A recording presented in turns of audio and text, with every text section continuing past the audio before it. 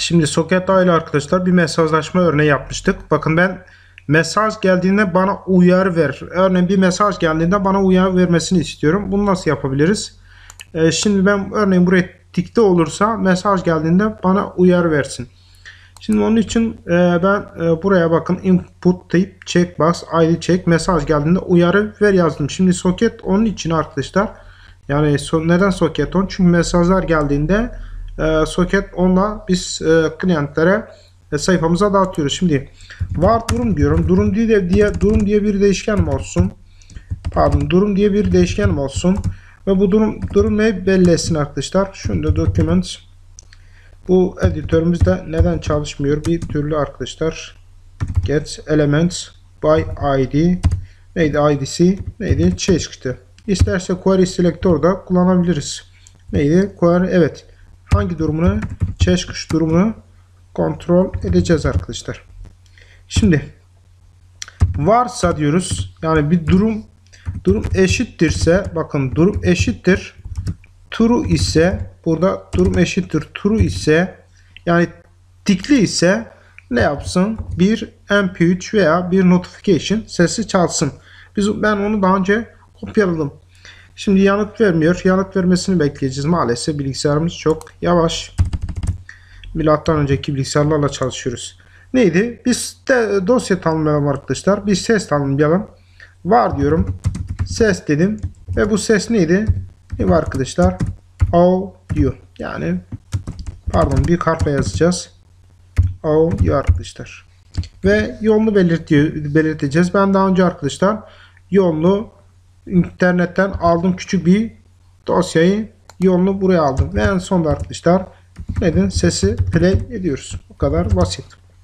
Şimdi kontrol yapalım. Bir sayfamızı yenileyelim. Bakalım. Şimdi ben telefondan gireceğim.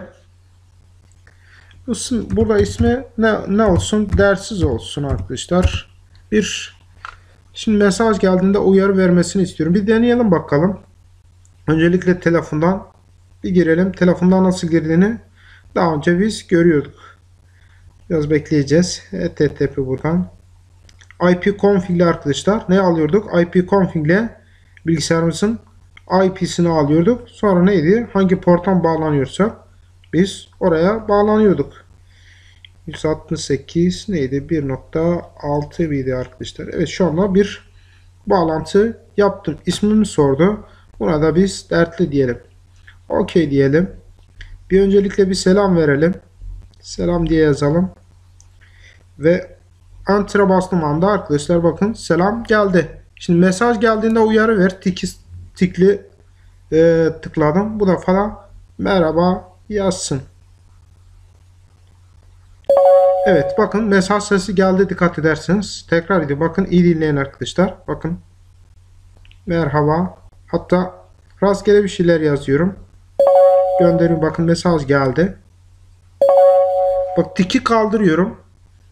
Tiki kaldırıyorum. Şimdi bir şeyler yazalım. Bakın mesaj geldi. Şurayı biz kapatalım. Mesaj geldi. Bakın mesaj geldi. Mesela ne yazalım? Selamlar diyelim. Selamlar diyelim. Bakın arkadaşlar ne oldu? Selamlar geldi.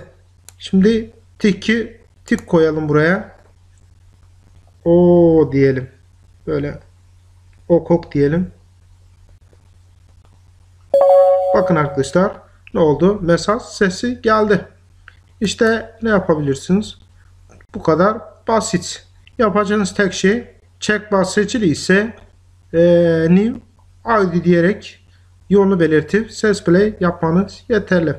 Umarım anlaşılmıştır arkadaşlar. Bu ders buraya. Tabi nereye? Soket onun içine. Bu yöntemin en çok nerelerde? Siz kendi sisteminizi de, bildirim sistemleri, mesaj sistemini de entegre edebilirsiniz. Umarım anlaşılmıştır arkadaşlar.